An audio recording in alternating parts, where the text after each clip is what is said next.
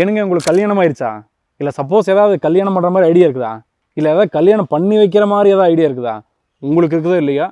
எனக்கு வந்து வயசாகிட்டே போகுதுங்க. காலகாலத்தில் எனக்கு ஒரு கல்யாணத்தை பண்ணி வச்சிங்கன்னா உங்களுக்கு புண்ணியமாக போகும்.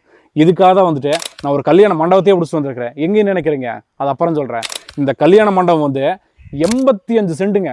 இன்றைக்கி இருக்கிற சுச்சுவேஷனில் கல்யாண மண்டபம் கட்டி வாடகைக்கு விடுறத மிகப்பெரிய ட்ரெண்டாமே. ட்ரெண்டுங்கிறதோட ஒரு மிகப்பெரிய பிஸ்னஸாமே.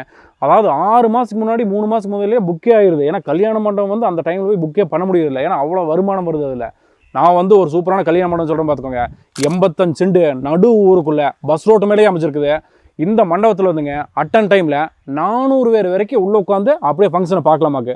அதே மாதிரி 300 பேர் வரைக்கும் உட்காந்து டைனிங்கில் சாப்பிட்லாம். அதே மாதிரி பக்கத்தில் அந்த பாத்ரூம் வசதி, 60 ஹெச்பியில் வந்து ஜெனரேட்டரு, ஒரு போரு, தண்ணி தொட்டி.